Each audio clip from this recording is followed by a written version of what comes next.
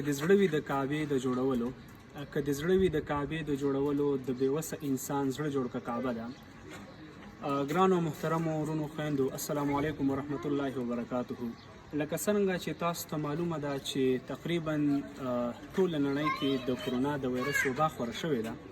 په دې هکله باندې ټول خلک په کور باندې دي او نشي کولی چې د کور نه وځي. نو هغه کسان چې د ورځې به وتل او د شپې به یې خپل بچو ته څه راوړل او د هغوی اشپزخانه د هغوی نغرۍ به په همدغې ورځني روټین باندې چلیده. نو اوس دا هم نشته.